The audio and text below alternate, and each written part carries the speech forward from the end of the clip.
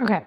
I'm just checking because my Instagram live, which I did around my what all I did and what all I went through in this 1 week while achieving my weight loss goal, it just completely disappeared. Like it just refused to upload. And it was, I think, around a 20-25 minutes talk, and I was engaging with people and it just disappeared. So I'm terribly upset with it because that's how fragile things on Instagram are. Like things just disappear. Whereas this video I'm recording using Zoom. So, and it's gonna be on my computer, and then I will upload it on YouTube, and it can stay on YouTube for easy access. So I'm gonna start sharing my um, weekly experience of like weight loss journey over here, and I'll try to download my previous lives and upload it on YouTube, so anyone who wants to understand how I am doing this, you can just go through my previous videos. I really hope I can do it because I struggle anyway.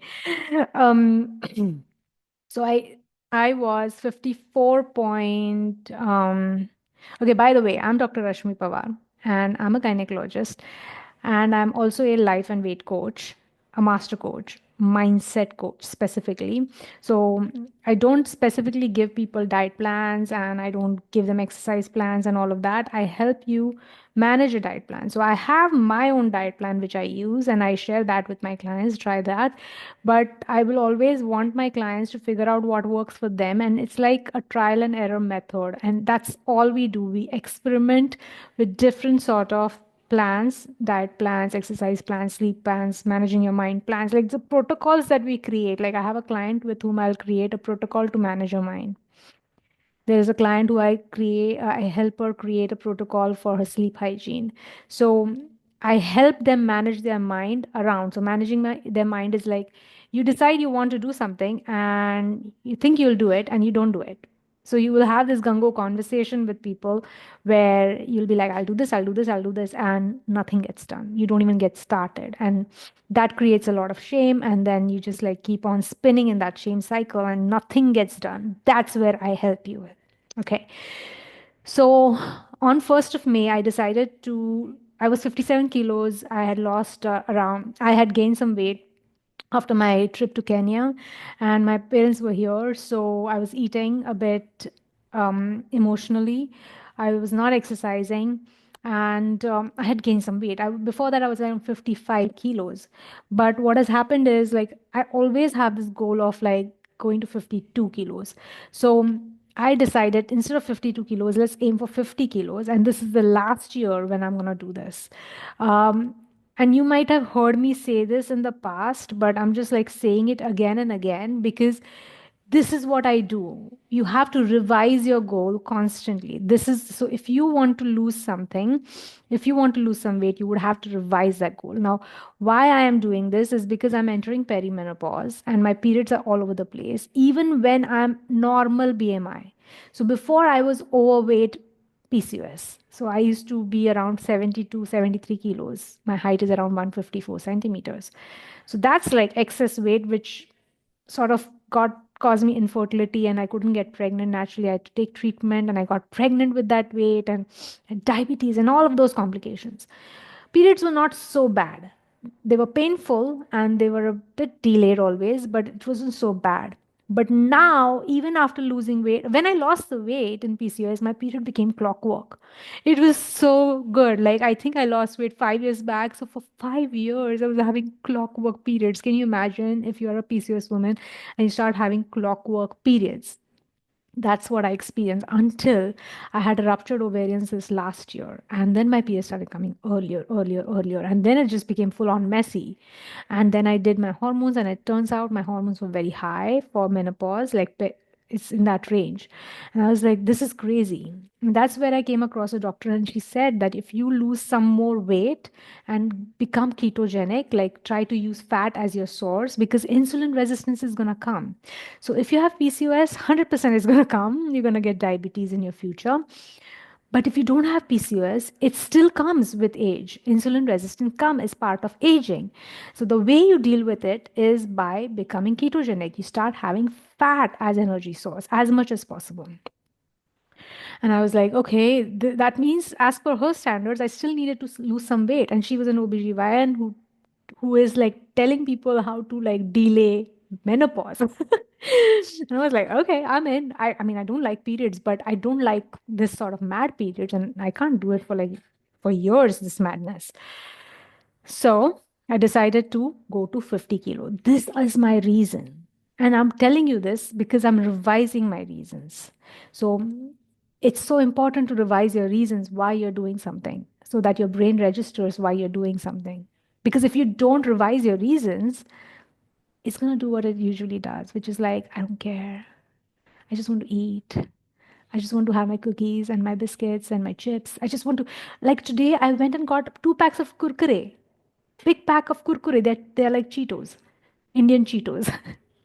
And I was like, oh my God, I paid for it and everything. My logic was, oh, weekend is coming. Let's go get it. And I went and purchased it. Like so many actions taken, right? Like taken the kurkure, put it in the basket, paid for it, carried it home, and kept it in front. Like, why would I do such a thing? When I am on a plan to lose weight. And I'm like, okay, this is what happens. People don't realize how much of their let me check it's a recording or no. Yeah, thank God. Otherwise, again, all my yapping is gonna disappear. So the kurkures, I've kept it back in, and I have to like, oh my God. So I have some chips in there, and I have some things which I have managed my mind around. So I have evidence that if required, I won't have it, or I can have a little bit, but not the whole pack, not the whole pack, not with alcohol. That's what I'll do on weekends. So that just happened today, like some couple of hours back.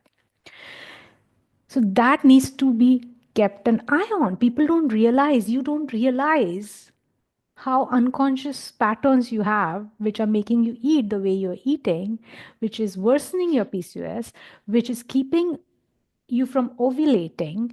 And because you're not ovulating, you are going to have some period problems, infertility, all sort of long-term complications. This is a chronic problem. Chronic means it's going to be there. It's been there for years. Okay, because if suppose it was like a short term stress, some sort of like period generally comes back to normal. Like when I was in my residency, my period just stopped for like months. And I was like, what's happening? Like it didn't come because I was so stressed. I was so stressed. I was out of my house. So that level of stress, the moment I calmed down, like I figured out, okay, this is not so dangerous. I can thrive here. My periods started coming back to normal. So periods need to come on time. Now, if you are someone who is not having regular periods, if you're not having a period, there's a problem. Okay. So you have to remember why you're doing this. Like, this is very important because your period problem can be regulated with optimizing your lifestyle. Remember that always, because once you optimize your lifestyle, your ovulation, natural ovulation, will start only until your reproductive age group. Once the perimenopause starts coming closer, your ovarian reserve is depleted on itself. So no amount of lifestyle change might help. But I'm going to try this ketosis thing and see if I can rescue some of my eggs for future. All right. So what am I doing? In the first week, when I like 1st of May, I was 57 kilos. In 1 week, just like cleaning up my food, eating regularly, I went to 55.8. I kept doing the same thing, still at 55.8. Then I decided to run an experiment. I think I started, so that time I was doing 3 meals a day. So you can check my Instagram captions if you can find the video, or I'll try to copy paste my captions because I've written down each week what is the experiment I do. Um, Third week, I started doing intermittent fasting, which is like a late breakfast. I started losing some weight, but at the same time, I was, I think, premenstrual or something. That 1 week when I didn't lose, I was premenstrual. So you tend to gain weight at that time because of the hormone progesterone. Now I'm still ovulating, so I'm not proper PCOS. So all of this is relevant for me because I'm still ovulating. But you don't know what's happening, right? Like generally, like it's such a strong belief system people have that you crave more. There is a hormonal thing happening, and then we'll tend to eat more before the period is going to come. So that just happens at a very chemical level, and we can do longer fasts even during that time if we want to. So this time I will definitely try. I'm someone who's very good at it, honestly. I've done that for many years. So it's not a problem for me. But until I don't put my focus on it, it will not be a like I will not work, I will not do a longer fast if I don't have strong reasons. Like I will just not.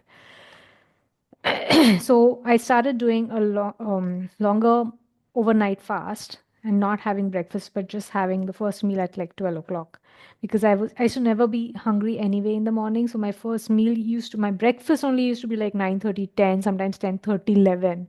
So I was like, let's just have it at after 12.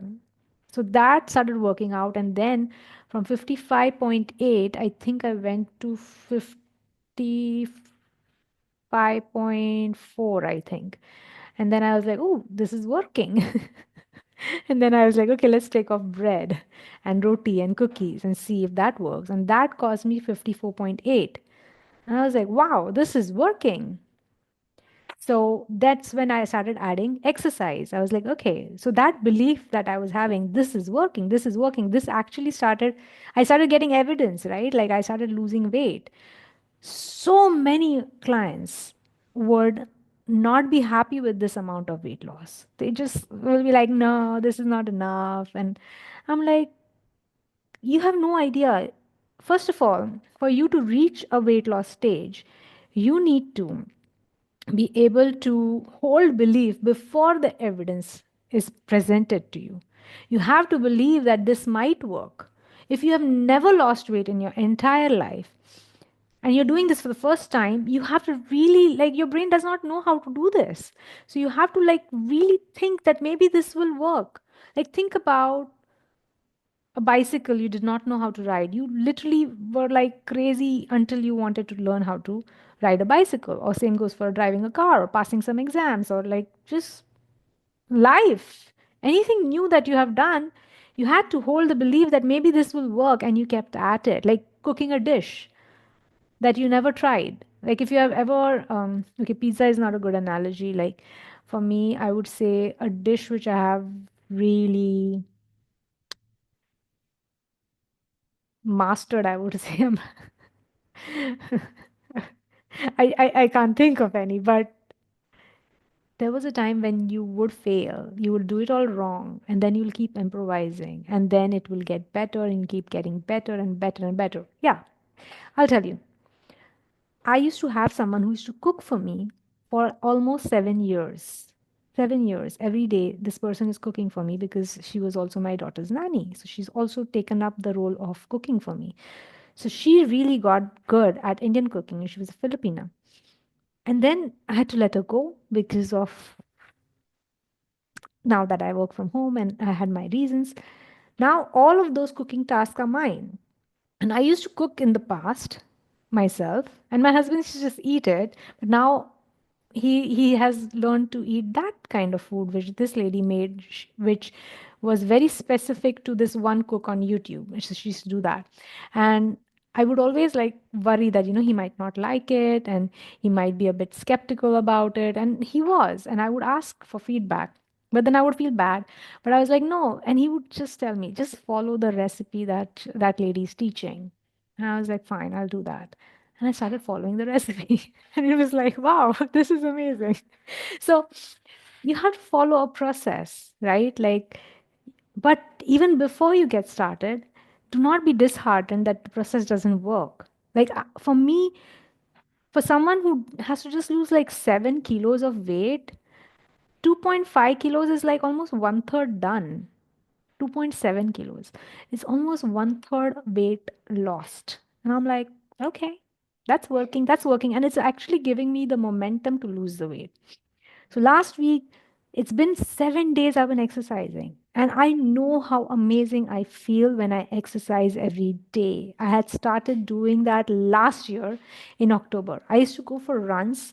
Like, I don't know whether I posted about it on social media, but I used to get up at 4 a.m. and go for a run outside, not even in a gated community. I used to go outside on the road to run for 1 hour where there was no cars and all that. And I was just like, it was so crazy.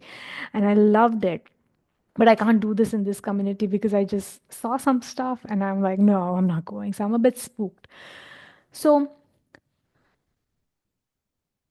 I can exercise now because I was holding the belief that this is working, this might work, right? But the weekends are still a big challenge for me.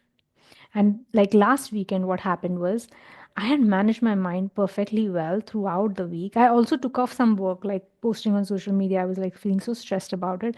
I took off that work because there are many of you who watch this, but you will not engage with me. And then I'm like, who am I doing this for? If nobody's engaging, I'm just not gonna post. So I just like hold back. But if you really are someone who's watching me and who wants to know what I'm eating, please let me know. And then I will keep sharing more of it on a real time basis, on a daily basis, because then it's like worth it because there is someone who's interested in losing weight and who's interested in learning from me. Not just like my usual fan base, my friends and family. Okay. So, um, where was I? So I still have to lose. Where was I? So this is what I've been doing. Apart from So the weekends. So the weekend, what happened was I was invited to a party and my instant response is like, no, I don't want to go because, there's just like an instant response is no, I don't want to go because it actually is a disruptor for whatever I'm doing in the whole week. But then I'm like, anyway, we're gonna order or we're gonna go out to eat. So it was anyway going to be disrupted. So let's just go out. So that's what happened when I went out. But now that I I'm doing this work, my attention is on these things, I realize that, first of all, I know I have social anxiety and I will go to food. But the weekend before this, I had gone out on a ladies' night out. And I went with my girls and I had decided that, I'm going to drink vodka with Diet Coke. So less calories and I'll have chicken wings. And almost for the first 2 hours, I just had vodka and Diet Coke, not too much. And I think it was cheap vodka. I didn't feel anything. I was pretty okay. I was busy conversing, was talking to my friends. And then after 2 hours, I ordered some chicken wings and I had that. And I did not gain weight. I was like, wow, this is amazing. So that's what I thought. This will work again. But this weekend, what happened was we went and I decided to have gin because they didn't have vodka. And I was like, you know what, gin is fine. And then I decided to have a sugar-free, some tonic.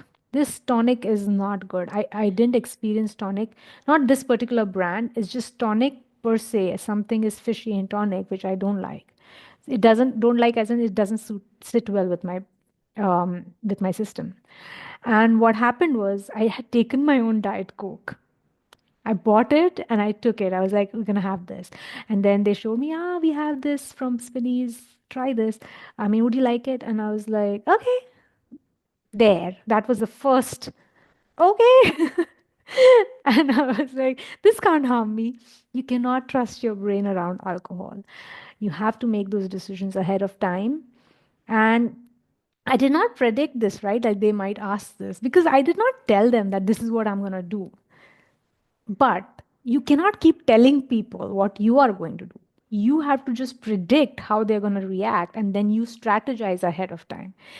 This is micromanagement of our thoughts, which I'm just talking about, but you have no idea. As an animal, you have been doing that for an eternity. You know exactly how people around you are and how you manage yourself around them.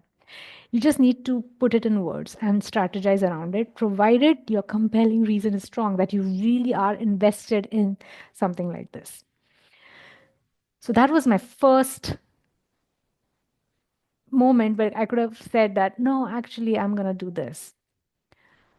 But because they were hosting, and I was like, okay, fine. And they were so nice. They got some of my protein rich. So I had some olives and I had some salted almonds. And I was just having that, and there was some bread, there was some cheese, there was some cookies, and I had like no cheese, no cheese. I had said no, and I didn't have any of that. But after a point, then it was like so the food was absolutely clean. Like I could just eat that, and then I decided I'm gonna have some chicken wings, and some chicken wings my husband ordered, and then we just had it. And some food that they had made, protein, I had that. But the thing which I did not predict would happen to me is like I kept on saying yes to the alcohol. They kept on asking because hosts do that, right? Like my husband does the same, and I have to tell him like, do not do that. Like they will get a big bottle, and he'll keep on asking all his friends, "You want some more, more, more?" Do not do that. You might kill someone. You might really push someone who's already having a damaged liver off the edge. Like you have no idea. It's a poison. There is no there is no benefit of alcohol on human body. Anyone who thinks wine is better, yes, if you are not having anything healthy, that wine might have some polyphenols and some good stuff, but please don't fool yourself. Do not fool yourself. Do not fool yourself. Like when I used to practice as a pregnancy doctor, my patients would ask me, but smoking is okay, right? And I'm like, no. Can I have one drink? Like, no. You can never, you can, even if you are not pregnant, I will never say smoking is good. I will never say drinking alcohol is good. Because as a doctor, I know it's harmful. End of story, people die because of that, because they overconsume it. It's a drug. And we suppress all our madness with these drugs, and you should interrupt that. So these are the obstacles that I'm aware of. Now I can pick up these things like this with just one coaching session. And I got really bad hangover, by the way. The next day I was so nauseous, and I was just miserable. I felt like I was pregnant again. It was nauseous so much. It's like suddenly something happened. And then I kept on researching about what all could have gone wrong. Like, why would I feel so much nausea? The food was clean. The food was clean. So why would I feel such nausea? And then my thought was like, it could be the gin because this has happened to me in the past. But then I went and read the pathophysiology of why this happens at a very cellular level. And I was like, found out that s- 3, 4 pecks of alcohol, 3, 4 units of alcohol, or like, or maybe they were double, I don't know. I don't remember, right? Like half the things. It fried my brain, and it damages liver. Liver has to work extra to clear off all these things from your system. And I was like, I was in tears. I was like, how much I take care of my body the whole week. And one 4 hour event with my friends, I could not even manage my mind for that. And I was like crying for some time. I told my husband, please just keep an eye on me because he doesn't drink that much. I would. So please don't let me do that. And he said few things, but I was a bit still very much phased. I was not understanding what was happening, and that was very paralyzing for me as a mindset coach, that I could not understand what was happening. And this has happened in the past as well. It's not the first time I had alcohol. It's just that this time I'm evaluating it. In the past, I did not. Because when I lost weight around 5 years back, I was not a mindset coach. I mean, I was using mindset coaching. I was getting coached, but I did not know what was I thinking. And as time passes by, I've become so much aware of my thinking. That's what happens when you start mastering mindset coaching. And once you start becoming fully aware of what you're thinking, then it's like, oh my God, what's going on in here? Let's clean it all up. So I decided I have a decision folder in my Google Documents where I make decisions and I write my reasons why I'm doing that. So I made some decisions. And I also don't want to avoid my friends because of what happens here, right? Just because I can't manage my mind, that does not mean I don't go out with them. So I'm going to go again when they invite. I'm going to invite them over. I'm going to ensure that I can do this very strategically and keep an eye on such googlies where, like, someone might say something out of influence. And I need to have solutions for those. And the reason why I want to have solutions for those, because I know you might have struggles like this. And I have already helped so many clients around just coming up with strategies around this. So this is what has happened over the weekend. And when because I was hungover so badly, my obvious solution was like have more carbs. And I went and had some carb rich food, and carbohydrates will retain water. The next day I was 1.3 kilos overweight. Now I knew intellectually this is water weight. It's not possible that you can gain fat overnight. I didn't eat fat. So it takes time for all of that carbohydrates to convert into fat. Like I can see how long it's taking for the fat to melt. So for it to convert into fat also is going to take some time. So one time event is not dangerous. It's like when you keep doing it again and again and again 7 days a week, that's when the problem starts to happen. That's when your enzymes start to change and you go into that storage mode again. So I was like, I know my brain wanted to tell me that this is wrong. Like you shouldn't have, and that's it. It's over. You've gained all the weight back and all of that. But I was like, stop it. No, this is water retention. It will come off, and I just have to go back on my usual routine, the plan, and it will be gone. And I went back on my usual routine. I allowed some urges to the cravings had increased when you bring back the carbohydrate and sugar. Cravings had increased, but I could allow those cravings. I could process my cravings and stay on a protein rich meal. Then now the challenge is there's a long weekend. It's just Wednesday, and we have a Thursday holiday, Friday holiday, Saturday holiday, Sunday holiday, and everyone around us is going to be like party. Which means food. In UAE, people don't drink much. They are just like food, food, food. I already saw people like, in the grocery shops. There are just like so many more people. It's like the party mode has started. So I have to keep an eye on it. Now, so what I'm going to do is like I know my husband is going to order some food. So I'm just like, I'm not going to eat the food which I have. I'm going to eat what he orders. And I'm just going to like enjoy that experience with him where, because we love eating restaurant food. And I don't want to deprive me or my family of like such occasions. Like, yes, we can have it. But I have to focus on no bread, no rotis, no cookies, no chips. Maybe some fried fish, some fried chicken, or some nice gravy chicken. Some I will allow myself that. So I'm gonna have that. But tomorrow morning I have calls back to back. So again, mornings will be stable because my daughter is there. She will sort of ground me into the routine. Um, I have my mornings pretty set. I do intend to go for exercise tomorrow morning. So if I keep doing those habits every morning, which I do every morning, my mornings will be fine, my afternoons will be fine. It's only the dinner time which is an issue. So I would have to take some moments and take a pause around that. So that's for tomorrow. Friday is again going to be another challenge because Friday means like Friday. So I'm going to stay grounded in my morning routine, my morning meals, and I'm going to ask my husband what would he like, and whatever he orders, like I just have to focus on no cheese because I'm just loving the fact that my nose is open and I have no allergies. So nothing with cheese, and I might have to like experiment with different items. Like we are planning to cook stuff at home. We are planning to. I'm thinking maybe I'll go for a movie, but movie means popcorn.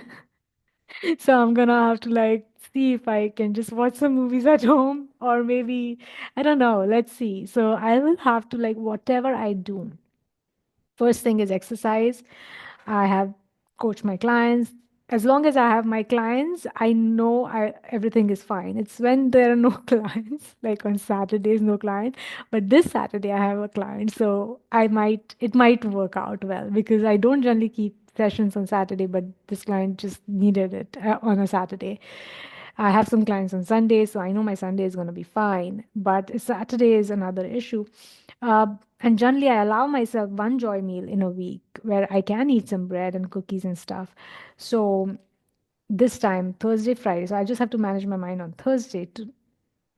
Oh, shoot. Today is just Wednesday. So there's Thursday, there's Friday, Saturday will be fine. And then there's Sunday. Sunday will be fine. I know that. So Thursday and Friday and Saturday, 3 days, I have to manage my mind, which means I have to be intentional. I have to stay grounded into my usual routine, which is exercise, water, sleep, and my like delay the first meal. Um, if possible, like I might, like if I'm gonna eat a lot during dinner, I might have a small snack in my first meal. This is something which I'm looking at so that I can enjoy like a proper meal. And even when I'm having a proper meal in the evenings, which might be a restaurant food or might be outside with friends and stuff, I'm gonna eat slowly, but not keep grazing the whole time, but eat slowly. If there's alcohol involved, it's going to be just one. I hope so. After all the drama I went through, I you hope that you'll learn a lesson, but mind wants what it wants.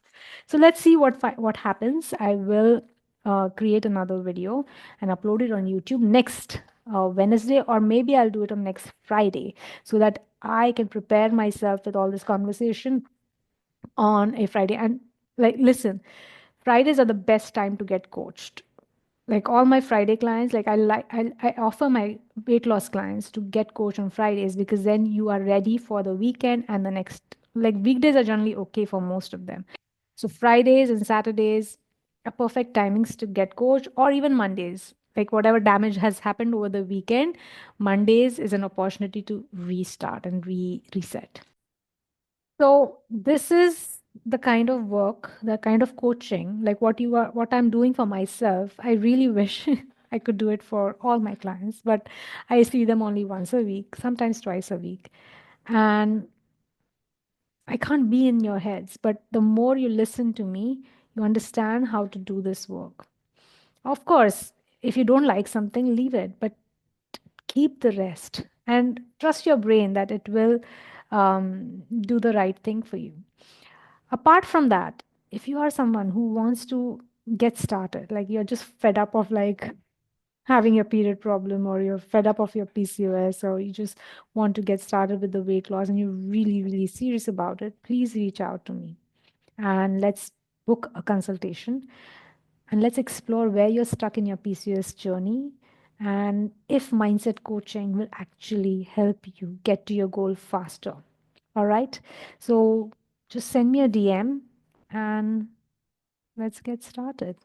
Until until next time, otherwise, I'll see you and I'll let you know what all happened. Bye.